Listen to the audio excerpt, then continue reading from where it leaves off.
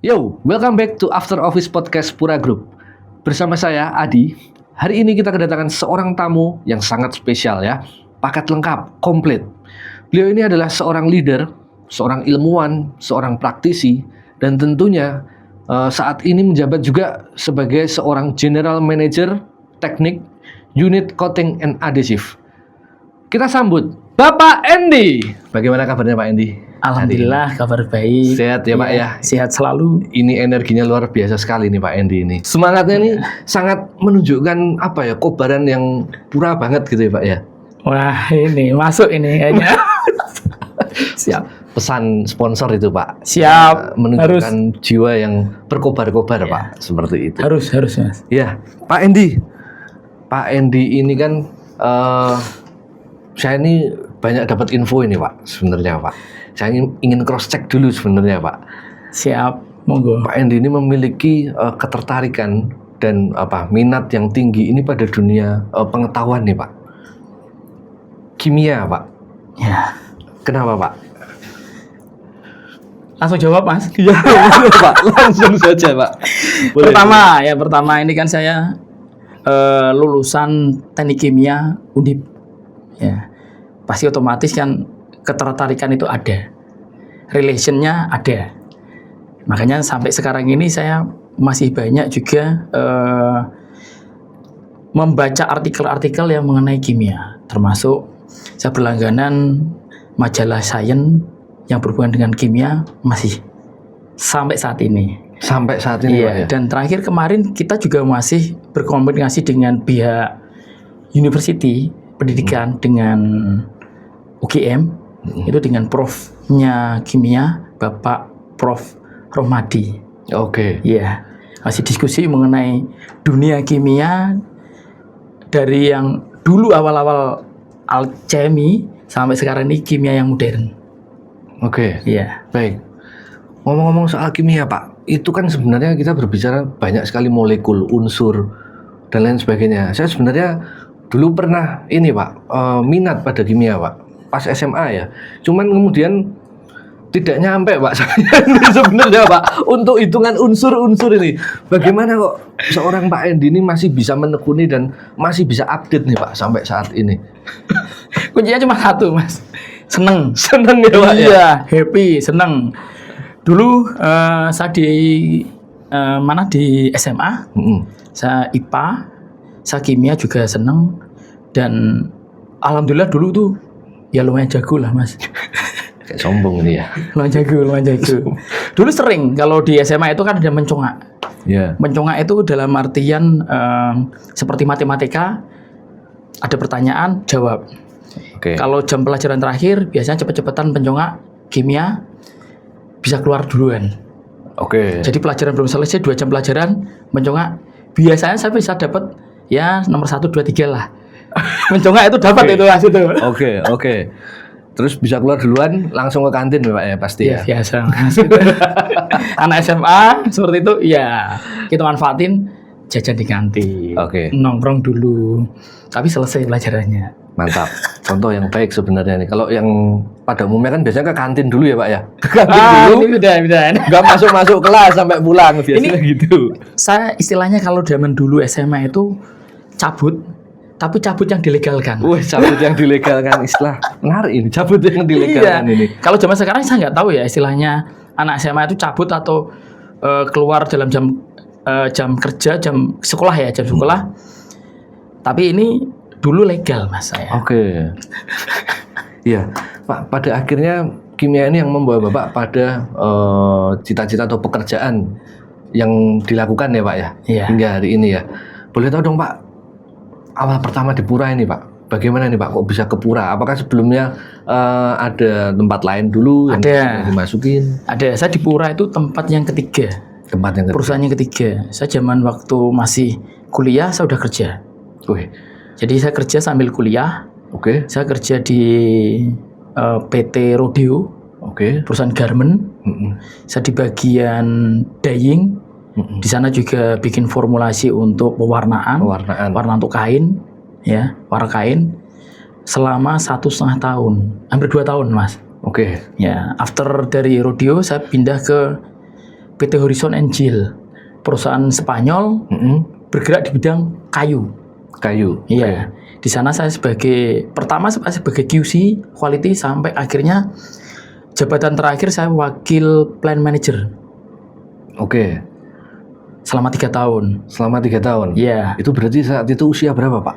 Usia masih 20-an ya, Pak? 20-an. Masih 20-an sudah menjabat sebagai wakil plant manager. Ya. Oke. Akhirnya lulus kuliah. Itu belum lulus ya, Pak? Sama sekali nih ya. Lulus kuliah. Lulus kuliah, saya daftar di Pura. Oke. Daftar di Pura. Jadi saya daftar Pura. Awal dari Pura itu saya sebagai quality juga.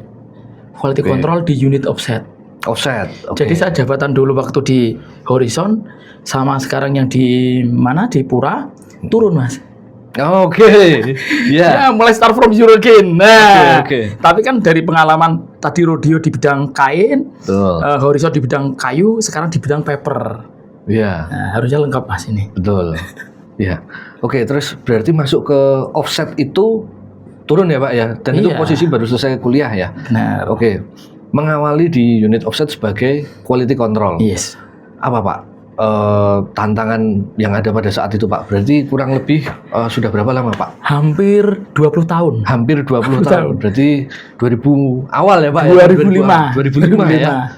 Hampir 20 tahun.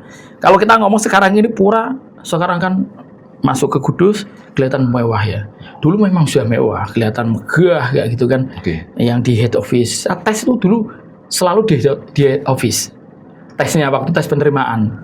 Offline ya, Pak ya? Masih offline ya? Masih offline. Begitu masuk ke mana? Ke unit yang di saya bekerja di unit offset. Agak kaget. Gimana, Pak? Anomali, Mas. Ini tuh unik memang. Pura itu unik sekali. Pura itu unik sekali. Tapi memang ini memang salah satu unik poinnya Pura ya. Memang luar biasanya sampai 20 tahun, hampir 20 tahun lah ya. Saya bekerja masih enjoy.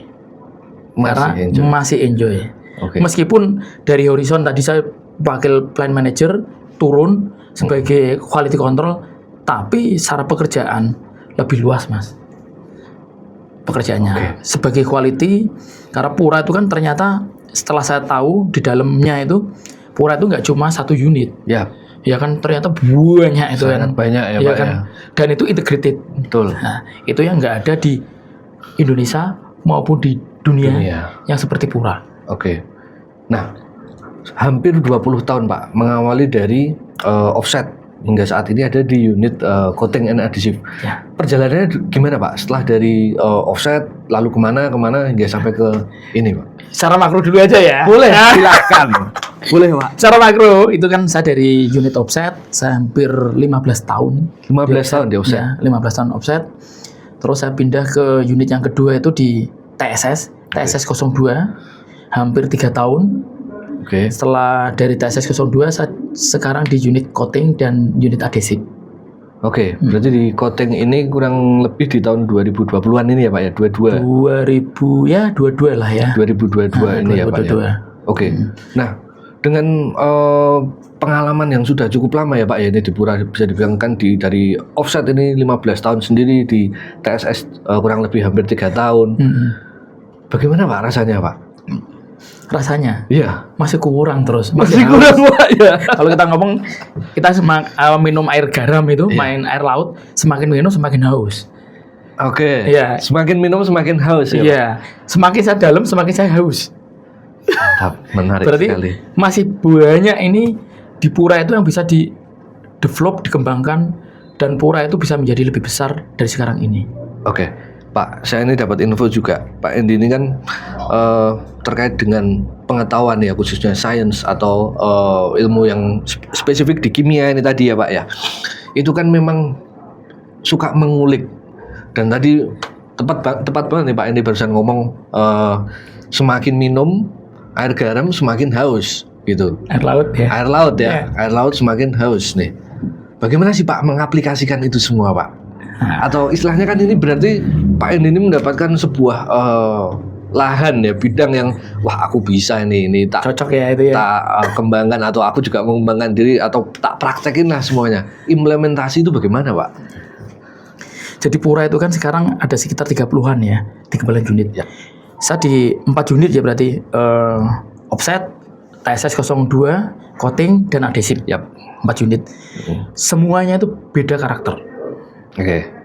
Meskipun kita ngomong Pura face ada dan sebagainya, karakternya Pura ada, tapi karakter tiap unit itu berbeda. Offset mungkin sebagai salah satu yang paling tua, unit yang paling tua ya. Awal embrionya Pura, offset. Karakternya beda dengan TSS. Offset tuh kalau kita ngomong istilahnya kalau kita ke Indomaret, Alfamart atau supermarket yang lain-lainnya, itu semua produk offset ada di situ. Betul. Cetakannya ada di situ. Ya. Cetak offset itu. Kalau ngomong TSS, ngomong security beda lagi karakternya. Ngomong coating beda lagi. Ngomong adhesif sangat beda. Jadi memang beda-beda semua. Yang ini yang bikin tadi ya istilahnya semakin minum air laut semakin haus. Semakin haus. Iya. Oke. Jadi tantangannya selalu ada. Oke. Challenge-nya selalu ada. Challenge-nya. Nah, berbicara tentang challenge nih Pak. Kita ngomongin di 20 tahunan ini Pak. Titik yang paling menantang nih buat Pak Andy pada saat apa Pak?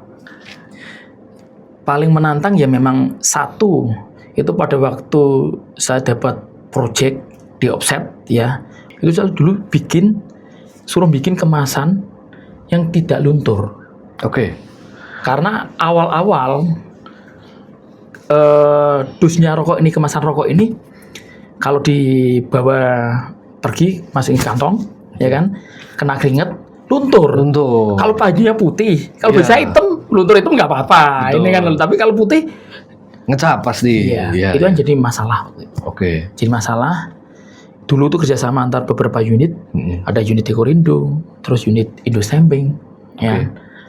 Itu untuk supportingnya. Nah ini saya bikin yang tidak luntur.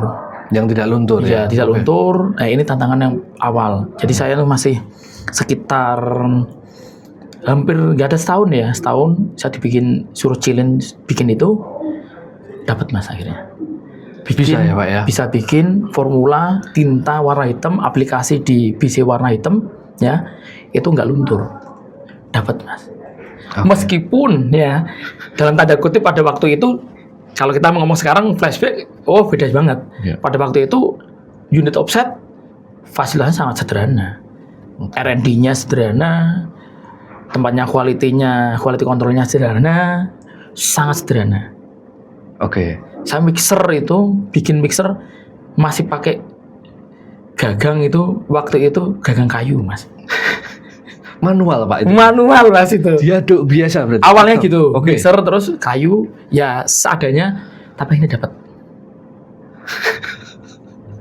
Ini malah kayak home industry ya Pak sebenarnya. Awalnya yes, ya awalnya yes. Tapi kan dengan mengerti karakternya Pura seperti ini, gitu kan dulu. Ya. Akhirnya kita dapat soul-nya.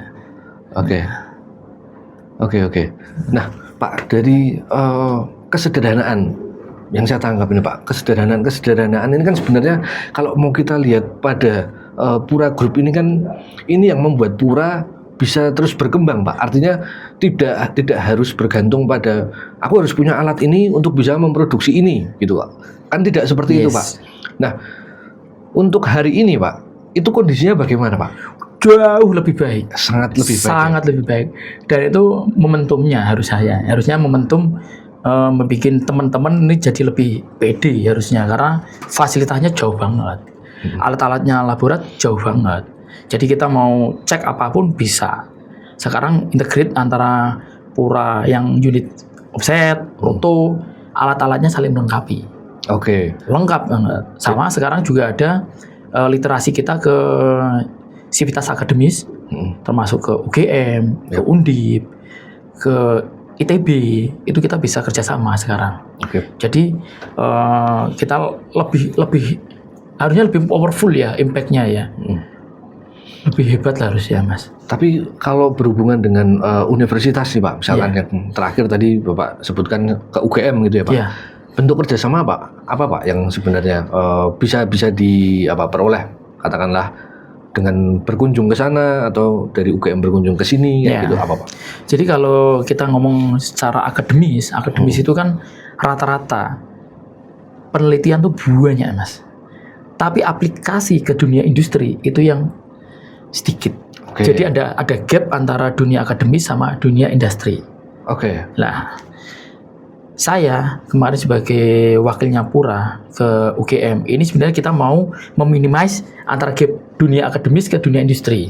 Jadi beberapa penelitian dari profesor-profesornya mereka, ya, itu yang tidak bisa teraplikasi secara industrial. Seperti halnya kalau kita ngomong ke BRIN, BRIN sama, developnya banyak banget, tapi yang teraplikasi little, dikit. Pura, menurut saya sih sebagai pionir nih, akan jadi pionir. Pionir kita industri ini akan mengimplementasikan atas ilmu-ilmu yang ada di akademisi. Jadi kita akan punya relation yang baik, karena banyak ya, kemarin saya ketemu sama profnya UGM ini, banyak mereka tuh yang agak dalam kutip itu putus asa, karena mereka meneliti, tapi peran dari pihak ya dan kutip ini lagi ya, tiap pemerintah itu kurang support untuk mengeksekusi ini jadi industri. Kalau kita ngomong industri manufaktur, Cina bandingkan sama Indonesia masih kalah jauh. Kita kalau mengejar ketertinggalan sama manufakturnya di Cina, itu butuh waktu mungkin bisa sampai 20-30 tahun. Untuk kita bisa mengejar sampai hari ininya di Cina ya Pak? Yes, tapi akselerasi ini yang kita butuhkan. Jadi kita kolaborasi dengan teman-teman yang di university, ya kan? Kita ilmunya kita eksekusi, ya kan? Mereka senang Mas. Karena akhirnya ya penelitian saya itu bisa dipakai. Dalam tanda kutip mereka juga nggak yang namanya bargaining posisinya dengan uang, nggak selalu dikonversi dengan uang. Karena mereka itu kan memang sudah dibayar. Ya, pengabdiannya mereka ini yang ilmu saya kan eman-eman. Karena belum tentu nanti dari profesor satu ke profesor yang di bawahnya lagi nyambung. Karena kan mazhabnya kan beda nanti. Ilmunya juga beda. Tapi kalau kita kemarin jemput ya kan atas basic polimerisasi. Ya kita akan optimasi polimerisasi di unit adhesif. Kita optimasi itu nanti aplikatornya itu di unit coating. Jadi sebenarnya pas mengenai dunia yang sekarang ini, kita ngomong dunia yang sekarangnya eranya era VUCA. Era VUCA. Iya. Apa itu Pak? Era VUCA itu? Volatil itu bergerak dengan cepat. Eranya ini uncertainty, ketidakpastian. C-nya itu complexity, sangat kompleks. A-nya tuh ambigu. Iya. Dari segala uncertainty itu masih ada ambigunya. Masih ada. Dunia sekarang kan seperti itu. Dengan adanya geopolitik, perubahan iklim, semuanya itu kan kita nggak bisa prediksi. Ini musimnya hujan, musimnya panas, itu kan sudah berubah semua. Ya kan? Ya termasuk perubahan kondisi yang di kutub, itu kan perubahan semua ini. Yang kita tidak bisa kendalikan, termasuk atas beberapa kondisi yang terakhir ini. Setahun 2 tahun ini ada Ukraine, Rusia, ya kan? Ada di Timur Tengah, ya kan? Ini juga ada beberapa aturan-aturan regulasi mengenai perubahan iklim. Nah ini kan dunianya itu kan sekarang eranya era VUCA. Iya. Tidak pasti ya, ya kan? Perubahannya sama terlalu cepat juga iya. Terus ambigu iya, kompleks iya. Nah ini tuh menurut saya tuh penting. Penting untuk kita mengerti secara makro, secara bagaimana dunia bekerja. Ya. Bagaimana nih Pak Endi bisa menerapkan itu semua ke coating ini Pak dan adhesif ini Pak? Menarik ini Mas. Ini kayaknya kinya di sini. Jadi ya kalau kita ngomong era VUCA ini kan yang tadi kita jelaskan tadi. Coating ini kalau orang ngerti bisnisnya coating adhesif, sekarang ini yang common bikin NCR. Oke. Kertas non carbonless, ya kan. Terus sama ada 2 produknya lagi, kertas sublim. Oke. Yang dipakai untuk cetak di jersey. Nah, transfer image itu ya Pak ya? Bukan transfer Pak, ya? image paper. Transfer image paper. Yes, ya? Itu istilahnya kita transfer image paper, tapi di luar kan ngertinya sublim. Sublim. Ya. Oke. Nah, rata-rata itu kalau yang NCR eranya era digital ini kan industri ini udah bukan industri yang sunrise lagi, udah mulai sunset.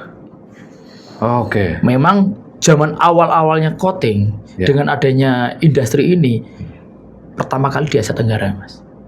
Pertama kali di Asia Tenggara. Dan waktu itu gede banget, besar banget, industrinya luar biasa. Pura Uni Coating terbesar, Mas. Oke. Ya. Berarti sempat ada ini ya Pak ya? Menjadi pionir bener ya Pak? Pasti. Oke. Ya. Dengan eranya bergeser seperti ini, ya kan, eranya VUCA dan sebagainya tadi bergeser. Ini tuh momentum sebenarnya. Momentum dari teman-teman unit coating sama adhesif memanfaatkan ketidakpastian ini, bukannya ini. Oke. Karena didukung sama literasi yang kita dapat dari teman-teman di akademisi. Yap. Akan memperkaya kasanah kita mengenai literasi atas ilmu-ilmu yang baru. Oke. Karena yang kita kerjakan ini memang ilmu-ilmunya memang zaman saya kuliah belum dapat, Mas. Oke. Karena memang ini baru ya Pak? Yes, ya? ini belum dapat. Ya. Jadi perkembangannya ini baru sekarang ini dan teman-teman coating akhirnya mendevelop ini. Oke. Ya. Ini lagi proses di develop ini Pak berarti? Mendevelop ini untuk menjadi bisnis yang besar. Kalau proses sudah, kan kita mendevelop untuk menjadi bisnis yang besar. Yap. Ya, kita mau menjadi eranya pada waktu NCR awal-awal. Oke.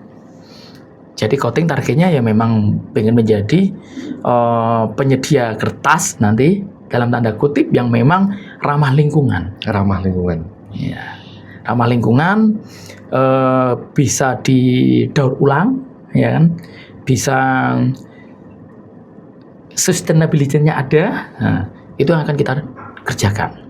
Dari ini kemarin ya puji syukur, alhamdulillah kita dapat penghargaan dari Dinas Industri, Kementerian Industri. Kementerian Industri ya? Ya, Oke. Dari Badan Rintek, Indonesia Teknologi. Oke. Ya, ini gabungannya sama. Ini ya Pak ya? Ya, ini udah terpampang di sini nih. Ini ya. Ini related ya. Nanti akan ada game changing. Oke. Ya, game changing di unit coating sama adhesif. Game changingnya memang sekarang kalau menarik banget sih ini kan. Gitu omongannya ini. Jadi game changingnya ini sekarang ini ya kita ngomong game changing atas industri yang sekarang ini dengan industri yang masa depan, future-nya. Oke. Karena kita udah bikin roadmap-nya. Wow. Roadmap-nya atas coating tuh mau kemana? Itu kan dulu, ya kan? Pertanyaan selanjutnya kan pasti itu Pak ya. Iya, coating mau kemana nih? Arahnya kemana? Ya. Karena hubungannya apa sama VUCA? Ya. Hubungannya apa sama industri? Hubungannya sama akademisi? Kan nanti baliknya ke situ lagi, ya kan? Yep. Ya, kalau kita ngomong pabrik, manufaktur, itu kan yang penting sekarang bertumbuhnya seperti apa? Sustainability-nya ada nggak? Oke. Jangan sampai kita bikin sesuatu yang nggak sustainability. Percuma, Mas. Oke. Mimpi itu kadang-kadang kan cuma 5 tahun, 10 tahun, 50 tahun lagi seperti apa? Ya. Saya pengen bermimpi itu 1000 tahun lagi, Mas. Wih, istimewa ini. Jadi pada waktu saya sudah nggak ada, ya kira-kira coating itu nanti seperti apa 1000 tahun lagi? Sangat visioner ini ya. Siapa Pak yang nanti yang akan menjalankan ini Pak? 1000 tahun lagi. Nah, kita harus menyiapkan beberapa teman-teman ya dari tingkat kaderisasi harus jalan. Semuanya harus jalan. Ya termasuk ilmunya ini harus kita upgrade. SDM-nya kita upgrade, ya kan? Skill-nya kita upgrade. Teknologinya kita upgrade. Inovasinya harus jalan terus. Ya, artinya memang ini semua dipersiapkan supaya tidak mati dan hanya berhenti sampai 5 tahun ke depan atau 10 tahun ke depan ya Pak ya? 1000 tahun Mas. 1000 tahun ya? Kita tetap continuous terus ya sampai ke depan ya. Istimewa. Pak, saya lihat nih, Pak Endi ini semangatnya sangat menyala sekali nih Pak. Ini kalau bahasanya anak sekarang nih, menyala abangku. Kayak gitu Pak. Gimana sih Pak bisa selalu on fire kayak gini nih Pak? Ini saya rasa bukan hanya hari ini tapi harian nih, daily nih, teman-teman di coating dan adhesif nih atau siapapun yang berjumpa sama Pak Endi pasti akan merasakan semangat itu Pak. Bagaimana ini Pak? Ya happy Mas, dinikmati. Pekerjaan dinikmati. Karena kalau tadi saya ngomong offset, TSS 02, coating, adhesif, semuanya beda. Oke. Kalau saya cuma ngomong, oh saya orang kimia, di offset kimianya apa? Ada tapi nggak banyak. Oke. Di TSS kimianya apa? Ada juga, tapi juga nggak majority. Coating lebih banyak kalau coating, ya kan? Sama adhesif, keilmuan saya banyak dipakai. Nah, yang penting itu bukan masalah pekerjaan atau apapun, happy Mas, happy dulu. Dibawa happy gitu ya? Iya, happy. Oke. Mau target seperti apa harus happy. Harus happy dulu ya. Kalau happy kan endorfin muncul. Yap. Yes, benar. Wah, sayang banget ini. Endorfin muncul. Ya, mau gak mau kita akan ikut happy. Oke. Happy, pekerjaan enak. Kalau under stressing, kortisol yang muncul. Bahaya Mas. Ya. Kita nggak bisa do something lah, nggak bisa melewati limit lah. Yang ada malah kita kena sakit ya Pak ya. Stroke nanti. Stroke ya. Oke Pak, terkait dengan Rintek ini Pak, ini ya sebuah penghargaan yang baru saja didapatkan ini ya beberapa waktu lalu, ini belum lama ini. Gimana Pak kok bisa sampai mendapatkan ini Pak? Ya perjalanannya yang cukup panjang juga enggak ya, karena baru berapa tahun lah ya, setahunan ini kita develop. Pas kebenaran itu Pak Agung Subhani telepon saya, pengen meneruskan tradisinya Pura dalam mendapatkan penghargaan Rintek. Coating suruh ikut. Ya kemarin ya waktu sebelum Pak Agung Subhani beliau ngomong, saya belum pernah ada kepikiran masuk ke sini. Karena kepikiran saya ya saya develop ini, ya kan, develop ini. Dunia kalau ini di Indonesia atas inovasi ini memang belum common, belum biasa. Kalau kita ngomong ke Uni Eropa, Amerika, Australia, ini memang sudah ada mandatori. Atas aturan-aturan dari regulasi dari pemerintahnya setempat, ini sudah melarang untuk menggunakan plastik atau mengurangi plastik. Yes. Ini berkaitan dengan ramah lingkungan itu juga ya Pak ya? Nggak cuma ramah tamah ya Mas ya. Bisa aja Pak Andi. Kan biar happy Mas ya. Betul. Makanya saya tampilan seperti ini Mas. Biar nggak dikira orang saintis, ilmuwan kayak gini loh. Ini justru jauh dari ini loh Mas. Justru yang tampilan seperti ini nih yang berbahaya nih teman-teman semuanya ya. Ini seperti ini tapi wah top chart ini ibaratnya tuh ngawu-ngawu ya. Dia bisa kanan kiri ya gitu nih. Lanjut Pak Andi. Ya dunianya kan memang dunia yang memang kita harus persiapkan ya Mas ya. Harus bersiap termasuk industrinya yang ada di coating, termasuk bisnisnya yang ada di coating. Mungkin kita kalau skupnya lebih luas lagi, embrionya nanti kita akan mendevelop ini mulai dari coating adhesif Mas. Tapi sebenarnya kalau saya bikin roadmap-nya itu meliputi dari Pura secara utuh, secara semuanya Pura ada. Karena ini berhubungan dengan paper mill. Ya kan, berhubungan dengan unit-unit yang lain, rotogravure, yang sekarang ini memang majority pakai material plastik. Ya, kita memang persiapan ke sana. Nah, kita memang bikin embrio dan membentuk ini dengan penghargaan ini yang kita dapat ini akan mempercepat, mengakselerasi atas kondisi yang ada di Indonesia. Kalau kita ngomong tadi Eropa, Australia, tempat sampah aja udah nggak mau pakai plastik Mas. Australia biasanya kalau kita tempat sampah dikasih plastik hitam atau putih gitu kan. Sekarang Australia nggak boleh, mintanya paper Mas. Paper tapi tahan air. Ya kan, tahan anti minyak, anti air. Jadi sampah itu kalau sampah yang ada liquidnya nggak bocor. Australia udah minta gitu Mas. Ya ini peluang-peluang yang memang kita harus kolaborasi dengan teman-teman marketing ekspor kita. Baik. Secara spesifik Pak, kalau untuk penghargaan ini sebenarnya ini untuk produk apa atau untuk bagian apa Pak? Nah ini nyambung nanti ya. Agak loncat-loncat nggak apa-apa ya. Nggak apa-apa, siap. Jadi agak loncat-loncat ini. Kalau kita tadi ngomong di coating itu kan industrinya industri paper, NCR, TIP, Sublime.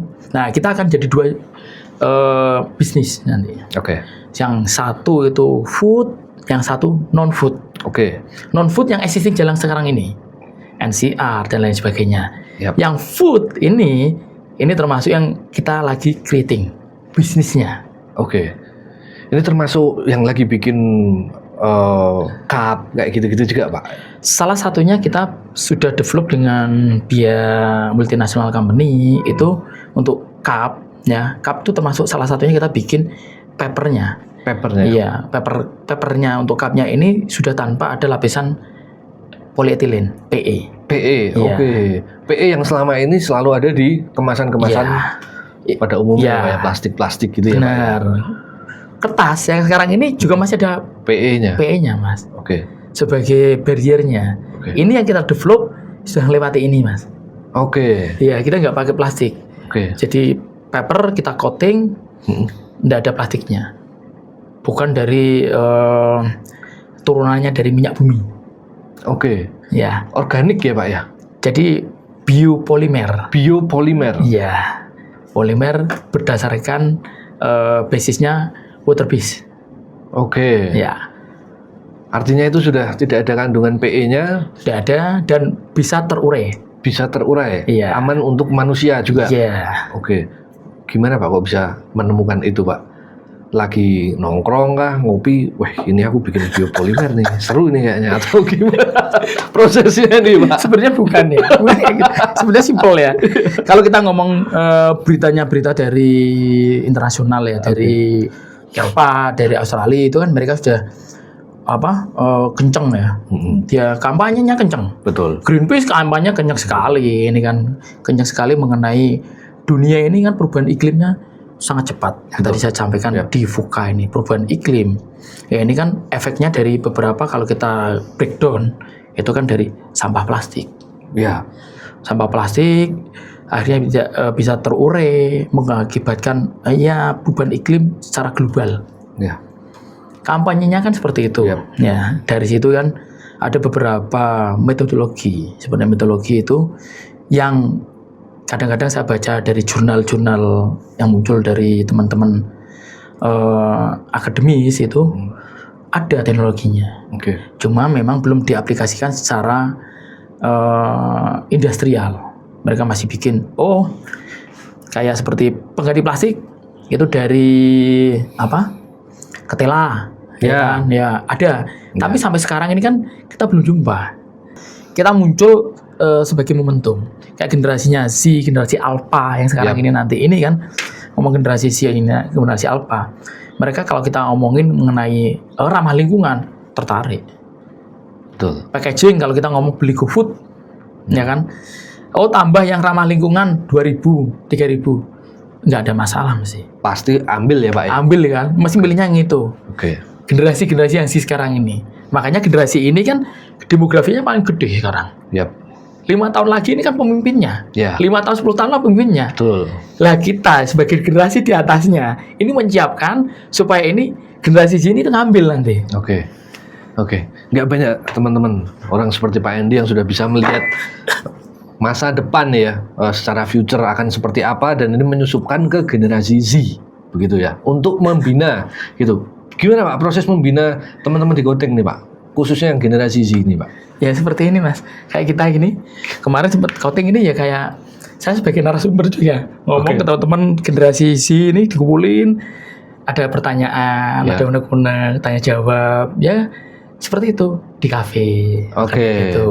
Jadi kalau ada kegiatan-kegiatan, mereka yang akomodir, mereka jadi IO-nya. Oke. Ya, mereka kasih ruang lah itu kan dulu.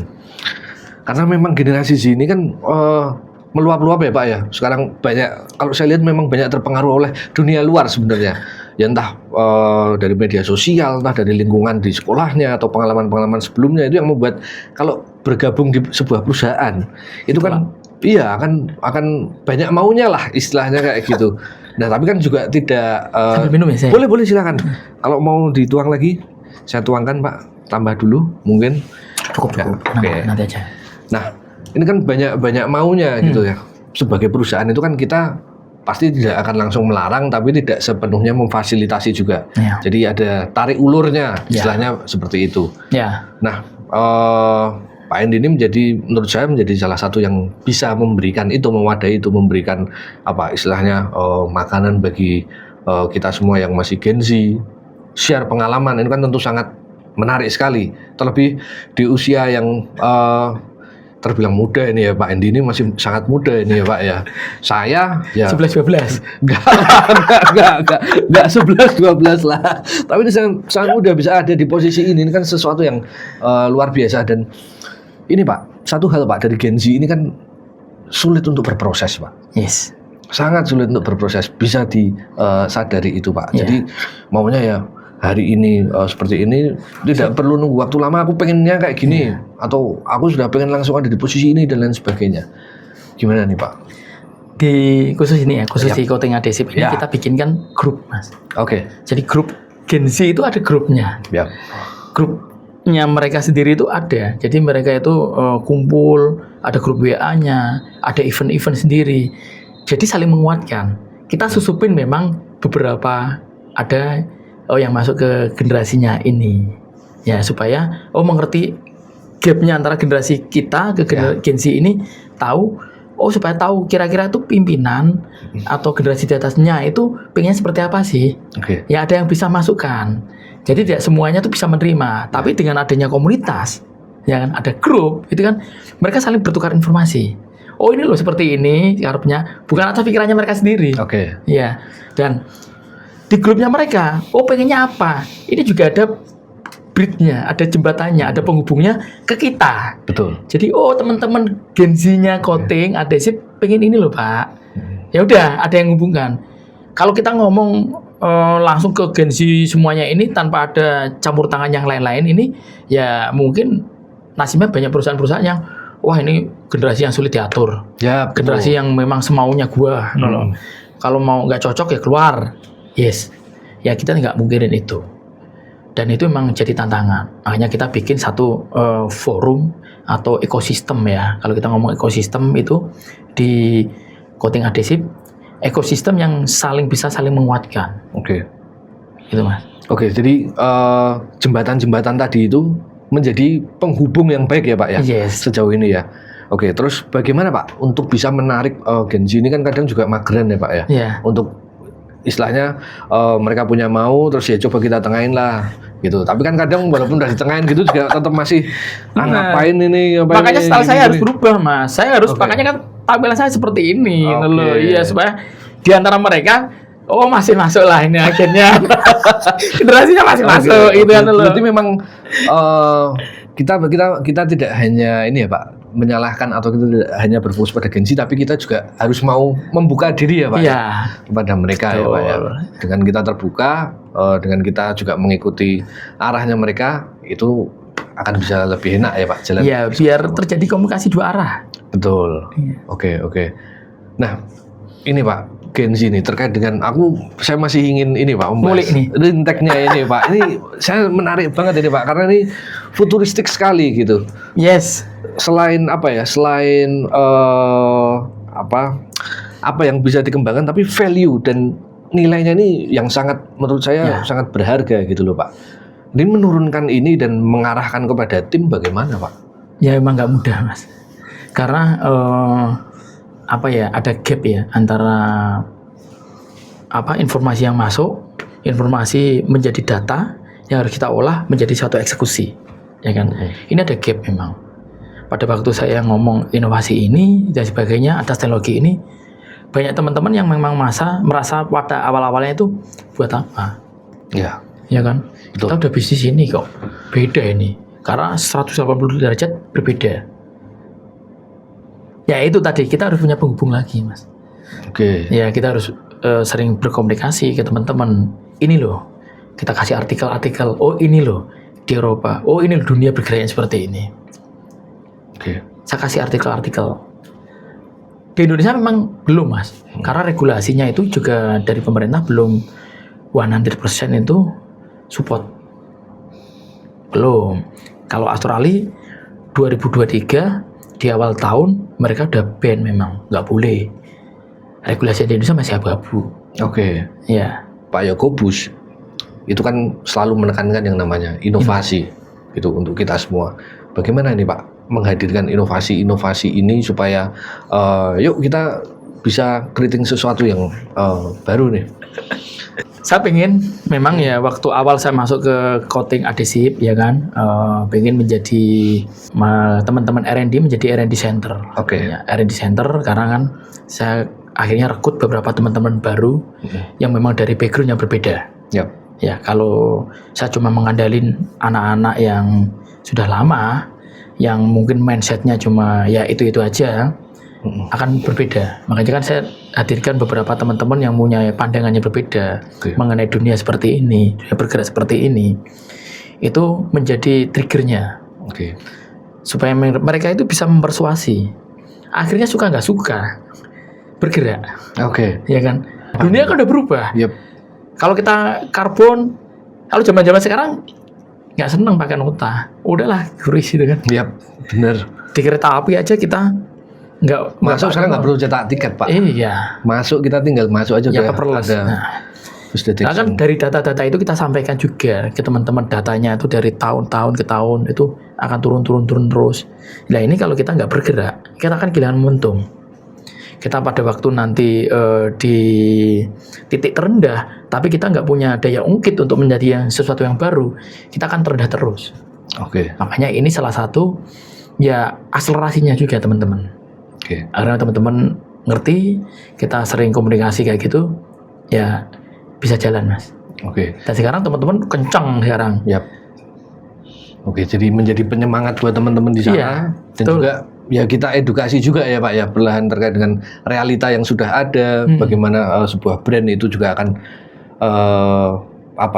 menurun pada masanya, ada masa kejayaannya gitu. Cuman kita kan tidak perlu menunggu sampai benar-benar di bawah ya Pak ya, kita memang harus continuous terus gitu. Dan ini menarik sekali nih teman-teman nih, memberikan semangat buat kita semua bahwa ya kita nggak perlu nunggu untuk sesuatu itu punah, tapi ya kita terus menciptakan sebuah value, kita menciptakan sebuah konsep untuk bisa terus survive untuk kedepannya gitu. Pak Endi, sangat inspiratif sekali nih Pak obrolan kita hari ini Pak.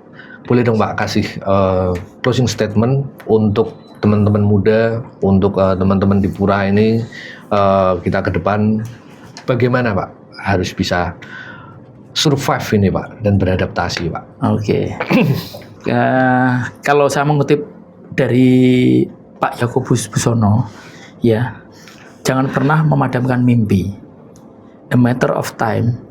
Mau waktu kapanpun, mau waktu nunggu setahun, 2 tahun, 3 tahun, 10 tahun, mimpi itu harus tetap on fire, ya. Jangan pernah madam mimpi karena kita nggak tahu mimpi itu akan muncul kapan. Yang kedua, ya, doakan yang kita kerjakan yang kita doakan. 2 buah pesan dari Pak Endi pagi ini yang sungguh sangat memotivasi. Tentunya yang kedua ini yang jarang orang lakukan sebenarnya. Doakan apa yang kita kerjakan yang kita doakan. Bahwa kita juga harus selalu menyertakan yang kuasa dalam setiap karya kita, karena itu semua menjadi hal-hal yang memberikan semangat dari yang tidak terduga ya Pak ya.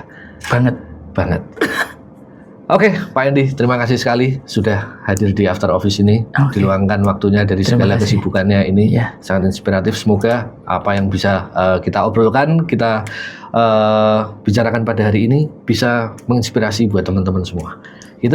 Oke teman-teman, terima kasih sudah nonton di After Office Podcast kali ini. Tentunya kita masih akan hadir dengan tamu-tamu lain yang istimewa, yang juga memiliki pengalaman yang luar biasa dan juga dengan keunikan yang masing-masing.